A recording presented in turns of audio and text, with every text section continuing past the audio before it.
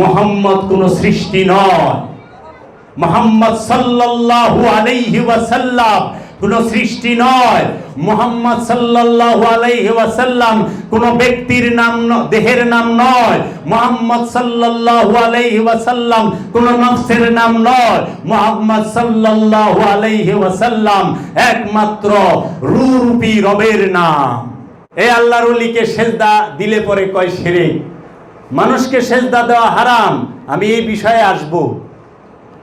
তারপরে আচ্ছা দেখেন তো, আজাজিল সেজদা না দেওয়ার কারণে আল্লাহ বললেন কি, ফাসাজাদু লিআদামা, আদমকে উসুজুদু লিআদামা ফাসাজাদু, সবাই সেজদা দিল ইল্লা, একমাত্র ইবলিস, ইবলিস ছাড়া। ইবলিস মানে কি? ইবলিস হিব্রু ভাষা, ইবলিসের আরবি হচ্ছে বালাসা। বালাসা মানে অহংকার। অহংকার যে করে তাকে বলে অহংকারী। এই অহংকারী কিসের অহংকারী? বিদ্যার অহংকার, জ্ঞানের অহংকার, হিকমতের অহংকার না। এই ইবলিসে অহংকারী সেজদা দিল না। আজাজিল অহংকার করছিল কিসের? জ্ঞানের। আজাজিল তো কারো সম্পদ মাইরা খায় নাই, আজাজিল তো কাউকে দর্শন করে নাই, আজাজিল তো এতিমের হক মাইরা খায় নাই, আজাজিল তো কারো জায়গা দখল করে নাই, আজাজিল তো সুদ খায় নাই, আজাজিল তো চুরি করে নাই, আজাজিল তো ডাকাইতি করে নাই। আজাজিল কিছু করছে না। যে তাইলে যেই আজাজিল শুধু আদমকে সেজদা না দেওয়ার কারণে জান্নাতে ছিল, ওইখান থেকে বের করে দেওয়া হলো, বাহির করে দেওয়া হলো। আর আমগো তো অন্তরি জান্নাতে যাই নাই। এখন যারা বলে যে আল্লাহর আদমকে, আল্লাহর কামেল ওলিকে সেজদা দিলে শিরক হয়, গুনাহ হয়, বেদাত হয়, তাহলে পরে আদমকে সেজদা না দিয়া তো আজাজিল জান্নাত থেকে আউট হয়ে গেল। আর আপনি তো অন্তরি জান্নাত চোখেই দেখেন নাই, যাইবেন তো অনেক দূরে, তাক চোখেই দেখেন নাই। আপনি কেমনে আবার আমাকে মধ্যে দুনিয়ার যে সম্পদ মাইরা খায় নাই, সে জুলুম করে নাই, অন্যের হক মারে নাই, এতিমের হক মারে নাই, জায়গা জমি দখল করে নাই, কোনো কিছু করে নাই, শুধু একটা জিনিস করছে, সেটা কি? আদমকে সেজদা দেয় নাই। এই অপরাধে জান্নাত থেকে আউট। আর এরা তো দুনিয়ার মধ্যে সব কইরা বলে রয়েছে, চুরি, ডাকাইতি, ছিনতাই, রাহাজানি, জবরদখল, কি ভাই বোনের হক মারা, বাপে মার উপরে নির্যাতন, আত্মীয় স্বজনের উপরে নির্যাতন, পাড়া প্রতিবাসীর উপরে নির্যাতন, গ্রামবাসীর উপরে নির্যাতন, রিলিফের মাল চুরি, সবই তো করবার লইছেন। সব কইরা আবার আদমকে সেজদা দেয় না, তারপরও এগো গ্যারান্টি দেয় আপনি খালি একবার তওবা করেন, ঘর করে জান্নাতে যাইবেন না। অথচ আল্লাহ কইতেছে সুন্নাতুল্লাহি লা তাবদীলা, আল্লাহর আইনের কোনো পরিবর্তন হয় না, প্রয়োগ পদ্ধতির পরিবর্তন হয়, নীতি নির্ধারণের পরিবর্তন নাই। প্রয়োগ পদ্ধতির পরিবর্তন হয়, হাকিকির পরিবর্তন নাই। মেজাজির পরিবর্তন আছে, অনুষ্ঠানের পরিবর্তন হয়, মূলের পরিবর্তন হয় না।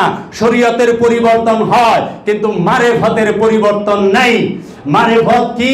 মূল আত্মদর্শন, নিজেকে চেনা। মানে রাফা নফসাহু ফাকাদা রাফা রাব্বাহু, যে নিজেকে চিনছে সেই আল্লাহকে চিনছে। কিন্তু শরীয়তের পরিবর্তন হয়েছে। বাবা আদমের সময় যে শরীয়ত ছিল, ভাই বোন বিয়া হইতো, এখন তো হয় না। শরীয়ত পরিবর্তন হইল না, কিন্তু বাবা আদমের সময় তো ছিল খান্নাস রূপী শয়তানকে দূর করো। এখন কি পরিবর্তন হয়েছে যে খান্নাস রূপী শয়তানকে নফস থেকে তাড়াইতে হবে না? আসলে কি আছে? অনুষ্ঠানের পরিবর্তন হয়েছে। মহানবী সময়ও শুরুর দিকে যে আনুষ্ঠানিক কুরবানি পশু জবে, এই পশু জবে কইরা গোশত খাইতো না। আলেম সমাজকে জিজ্ঞেস করেন, কুরবানির পশু মাঠে রাইখা আসতো। হাকিকি যে কুরবানি করা, এটা কি পরিবর্তন হয়েছে? না। তাহলে পরে এই আদমকে বলল তুমি সেজদা করো। আদম কে?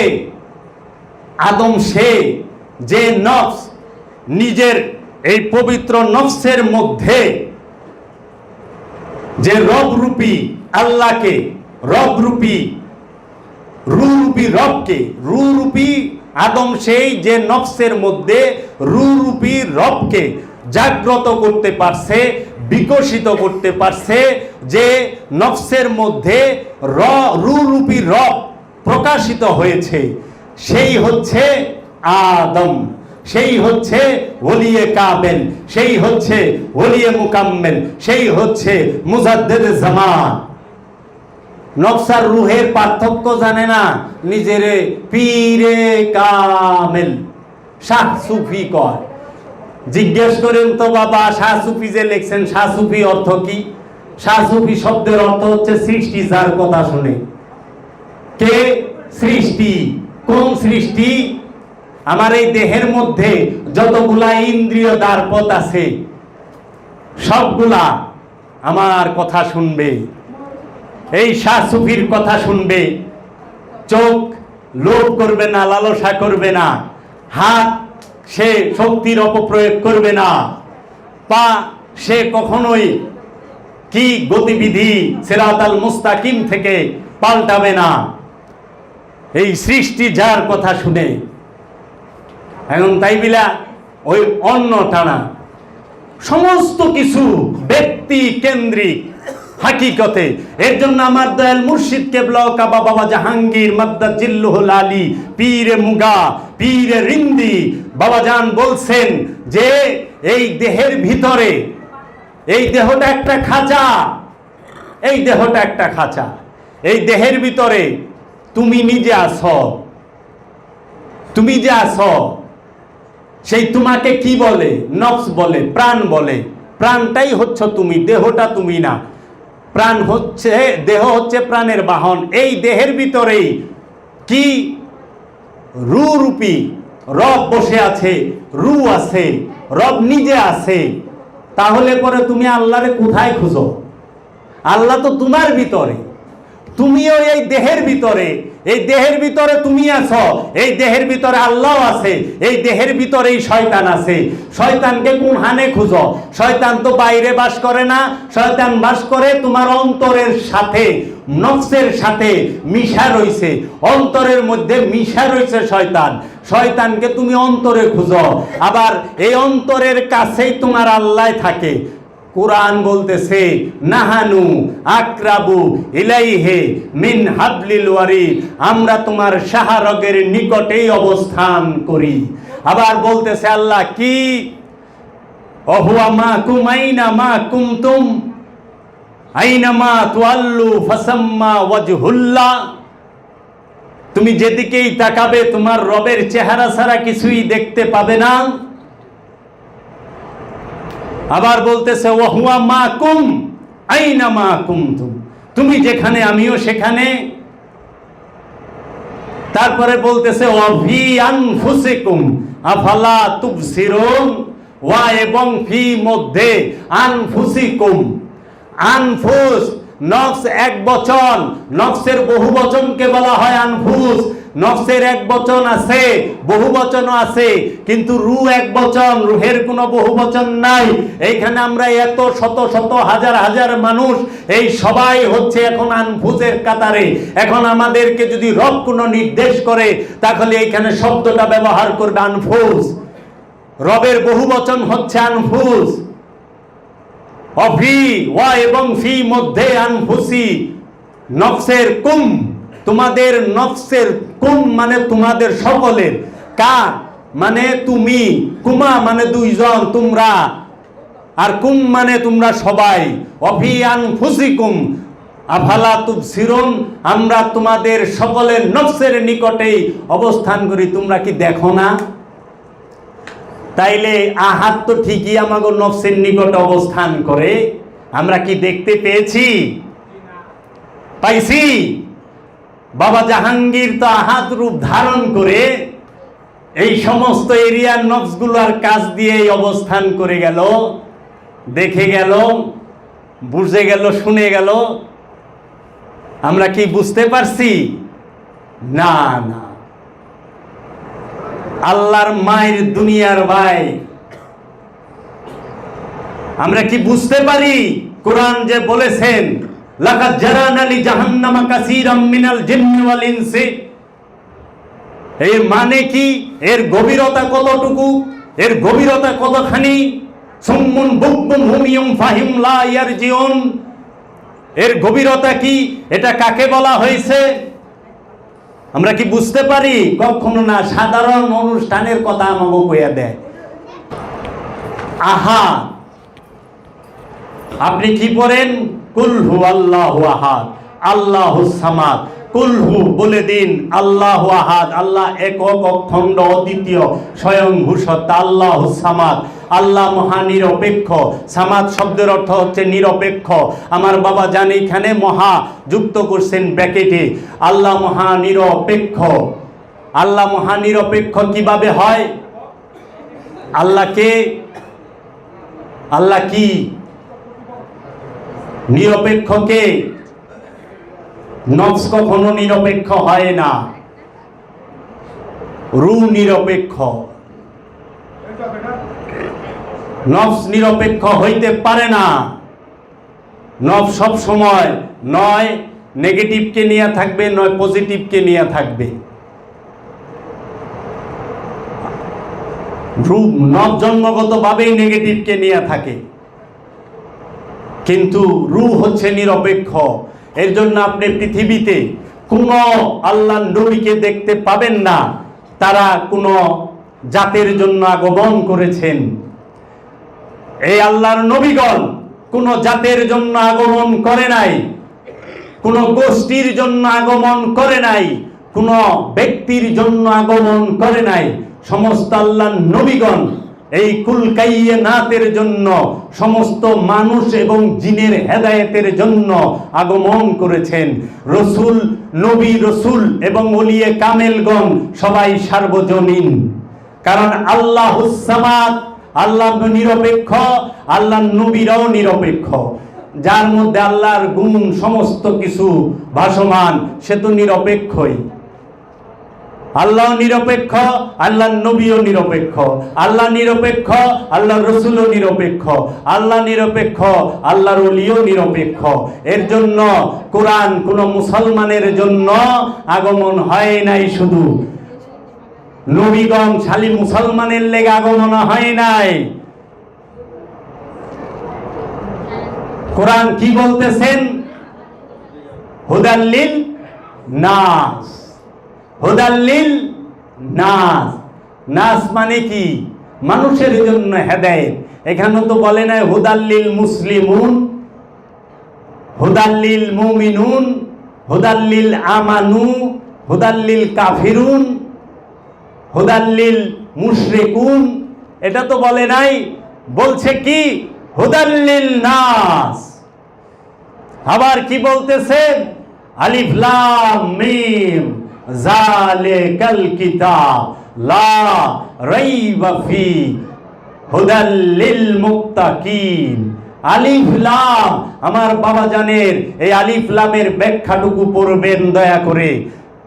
আর যদি পড়তে না পারেন, বাবা জানের অডিও ক্যাসেটগুলা, ভিডিও যে ওয়াজগুলা, সেগুলা শুনেন, বুঝতে পারবেন আলিফ লাম মিমের কি অপূর্ব ব্যাখ্যা আমার বাবা জান করছেন। কোরআনে সালাতের কথা ৮২ বার বইটির মধ্যে কমসে কম ৯ থেকে ১০টা তাফসীরের যে রেফারেন্স টানার পরে ওনারা যে আলিফ লাম মিমের কি অর্থ করছে সেটা দেওয়ার পরে বাবা জান বলছে, আমি গবেষক, আমি বাবা জাহাঙ্গীরের যে গবেষণাকৃত যে আলিফ লাম মিমের ব্যাখ্যা, আমি সেটা ব্যক্ত করতেছি। আলিফ শব্দের অর্থ হচ্ছে পুরুষ শক্তি, লাম শব্দের অর্থ হচ্ছে মিলন শক্তি, মিম শব্দের অর্থ হচ্ছে নারী শক্তি। আলিফ লাম মিম এই পুরুষ এবং পুরুষ শক্তি এবং নারী শক্তির মিলনেই সমস্ত সৃষ্টি জগৎ প্রকাশিত এবং বিকশিত হচ্ছে। এইটা জিন, ইনসান, হাইওয়ান, জীব জগৎ, উদ্ভিদ জগৎ এবং জড় জগৎ সবখানে নেগেটিভ পজিটিভের খেলা। এমনকি বস্তু জগতেও যদি নেগেটিভ পজিটিভ, আর্থিং আর কারেন্ট না হয় লাইট জ্বলবে না, আর্থিং আর কারেন্ট না হলে এসি চলবে না, আর্থিং আর কারেন্ট না হলে নেগেটিভ পজিটিভ না হলে ফ্যান চলবে না, আবার মার বাবা মানে নারী এবং পুরুষ, নর এবং নারী মিলন না হলে সন্তান হবে না। নর আর নারীর মিলনেই সন্তান হবে। গাছের বেলাও তাই, পুরুষ পরাগ না হইলে গাছে ফল ধরে না, ফুল ফুটে না। এর জন্য দেখেন বাবা জাহাঙ্গীর পৃথিবীর সর্বশ্রেষ্ঠ ইসলাম গবেষক, ওলির ওলি, জ্ঞানীর জ্ঞানী, ওলির ওলি, আবদালের আবদাল, আব্দুহুর আব্দুহু, বাংলার আব্দুহু, আল্লাহর আব্দুহু, জগৎ শ্রেষ্ঠ এই মহামানবের যে কোরআনের তাফসীর, যে কোরআনের হুবহু অনুবাদ, যে কোরআনের ব্যাখ্যা একটু পড়ে দেখেন। উদারত আহ্বান রইল। অনুষ্ঠানের পরিবর্তন হয়, মূলের পরিবর্তন হয় না। শরীয়তের পরিবর্তন হয়, কিন্তু মারেফতের পরিবর্তন নাই। মারেফত কি? মূল আত্মদর্শন, নিজেকে চেনা। মানে রাফা নফসাহু ফাকাদা রাফা রাব্বাহু, যে নিজেকে চিনছে সেই আল্লাহকে চিনছে। কিন্তু শরীয়তের পরিবর্তন হয়েছে। বাবা আদমের সময় যে শরীয়ত ছিল, ভাই বোন বিয়া হইতো, এখন তো হয় না। শরীয়ত পরিবর্তন হইল না। কিন্তু বাবা আদমের সময় তো ছিল খান্নাস রূপী শয়তানকে দূর করো।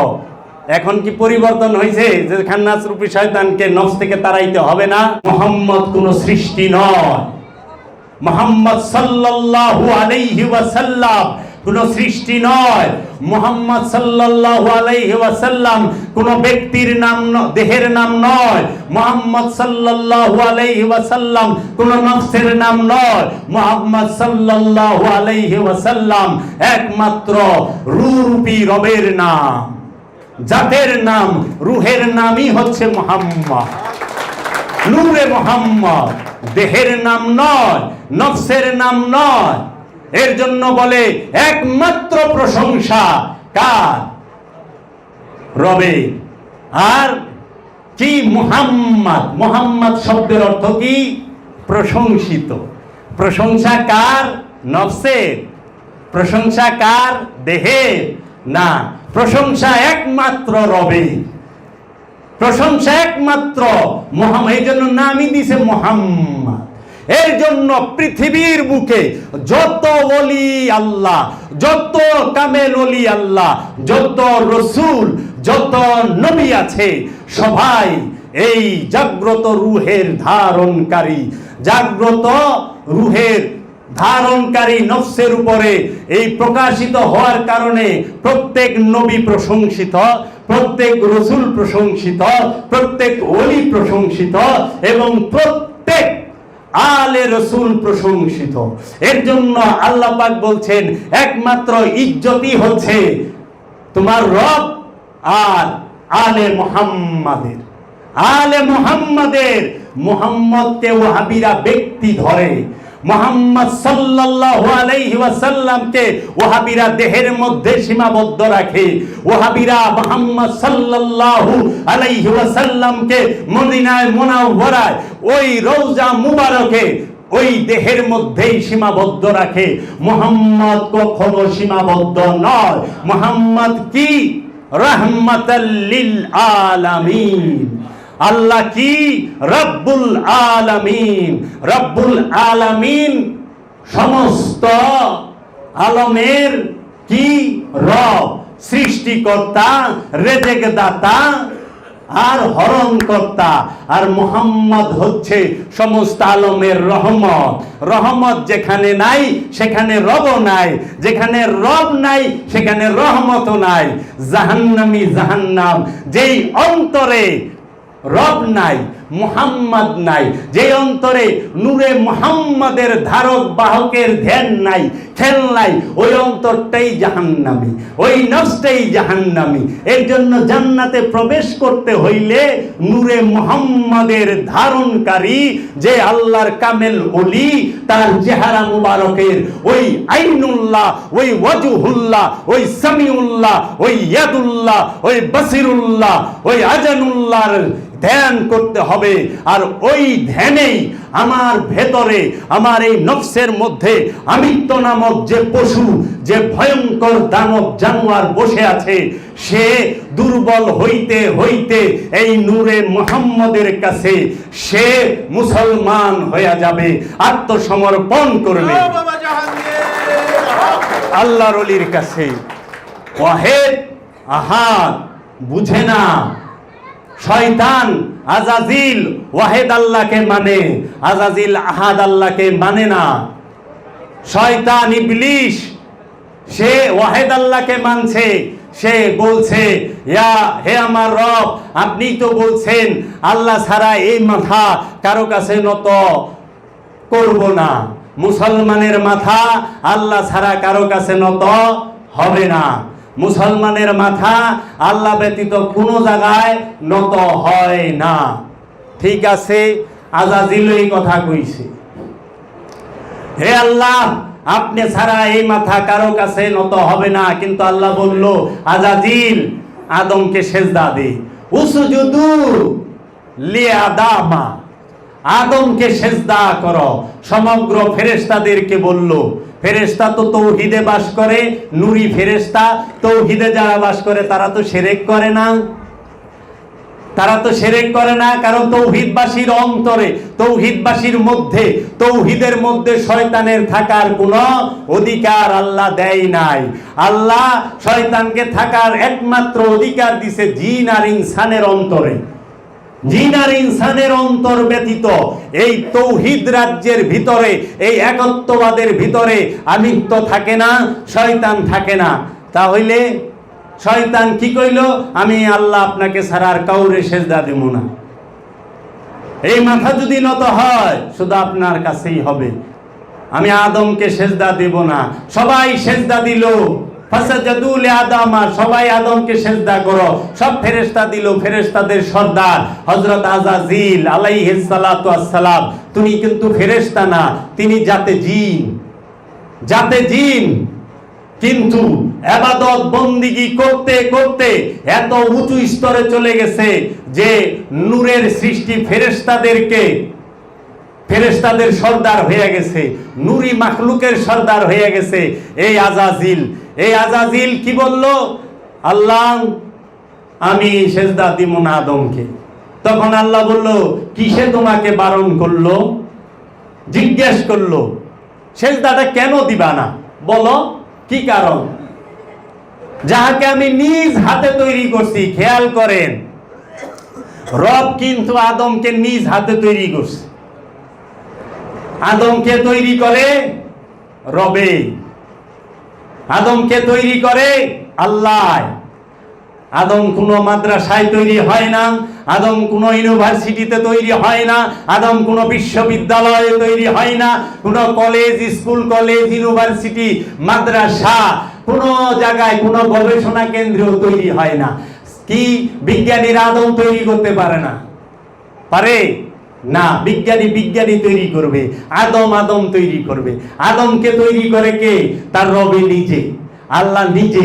আদম ভার্সিটি থেকে বাইরে আয় না, ভার্সিটি থেকে MA পাস বাইরে, অনার্স পাস বাইরে, MBA বাইরে, BBA বাইরে, তাই না? আদম বাইরে, আদম বাইরে আদমের কাছ থেকে। তো এখন বলল আল্লাহ যে আমি যাকে নিজ হাতে তৈরি করলাম, তুমি কেন তাকে সেজদা করবা না? তখন উনি বললেন, আনা খায়রুম মিনহুম, আমি আদম হইতে উত্তম। আল্লাহ জিজ্ঞেস করলো, কিভাবে উত্তম? আনা হুয়া খালাকতানি মিন তিন, আনা খালাকতানি মিন নার। আদম মাটির তৈরি আর আমি ধোয়াবিহীন আগুনের তৈরি। আজাজিল আমিত্বের কাছে খালি মাটি নজর আহে। আচ্ছা একটা কথা বলেন তো, এই দেহটা তো চারটা জিনিসে গঠিত, আব, আতশ, খাক, বাত। আগুন, পানি, মাটি, বাতাস দিয়ে কি তৈরি? দেহ তৈরি। নফস কি আগুন, পানি, মাটি, বাতাস দিয়ে তৈরি? নফস কিসের তৈরি? নফস তো নূর, নফস নূরের তৈরি। কারণ আগুন পানি মাটি বাতাস সেটা ধ্বংস হবে, কিন্তু নূর তো ধ্বংস হয় না, নূর তো নাই হয়ে যায় না। এই জন্য এই আগুন পানি মাটি বাতাসের দেহটা মাটির সাথে মিলা যায়, আগুনের সাথে মিলা যায়, বাতাসের সাথে মিলা যায়, পানির সাথে মিলা যায়। আর নফস কি ধ্বংস হয়? কোরআন বলতেছে কুল্লু নাফসুন যায়কাতুল মউত, প্রত্যেক নফস মৃত্যুর স্বাদ গ্রহণ করবে। কিন্তু বলে তো নাই কুল্লু নাফসুন তাবাকাতুল মউত, প্রত্যেক নফস মৃত্যুতে ধ্বংস হবে, এই কথা তো কোরআনে নাই। আছে কি? স্বাদ গ্রহণ করবে, স্বাদ গ্রহণ করবে। স্বাদ মানে কি? টেস্ট। সে টেস্ট নিব যে মৃত্যুবরণের স্বাদটা কিরকম। তাহলে পরে আজাজিলকে যখন বলল তুমি সেজদা করো, সে সেজদা করলো না, সে বলল আদম মাটির তৈরি, আদমকে আমি সেজদা করব না। আচ্ছা, এখন কি বর্তমান সমাজে তাই করছে না? বর্তমান সমাজে ধর্মযাজক যারা আছে তারা কি এটা বলে না আল্লাহ ছাড়া কোথাও মাথা নত করা শিরক, বিদআত, নাজাইজ, হারাম। খেয়াল করেন, মানুষকে সেজদা করা হারাম। বাবা জাহাঙ্গীর এই কথা জোর দিয়া বলছে, খবরদার মানুষকে কখনো সেজদা করবা না, মানুষকে সেজদা করা হারাম। কবরকে কখনো সেজদা করবা না, কবরকে সেজদা করা হারাম। কারণ কবর হয় মৃতের, আর মানুষকে সেজদা করা হারাম। আল্লাহ তো মানুষকে সেজদা করতে বলে নাই, আল্লাহ বলছে উসজুদু লিআদামা, আদমকে সেজদা করো। আদমকে সেজদা করা ফরজ, আল্লাহর হুকুম। আল্লাহর হুকুম কি মাওলানা সাহেব, ফরজ না সুন্নাত? আল্লাহর হুকুম আদমকে সেজদা করো। মানুষকে তো সেজদা করা শিরক, মানুষকে কেন সেজদা করবে? আজাজিল তো আদমকে মানুষ ভাবছে, আর এখনো তাই বলে কৌশলে। সাধারণ কাঁচা গলা মোমের মতো মানুষ, এরা তো বুঝতে পারে না সেজদা কাকে করতে বলছে, আদমকে করতে বলছে না মানুষকে করতে বলছে। আদমকে সেজদা করতে হয়, নবীকে সেজদা করতে হয়। কি বললাম? নবীকে। জাগ্রত রূহ রবের আরেক নাম নবী, যে নবী শব্দের অর্থ হিডেন নলেজ, ইলমে গায়েব।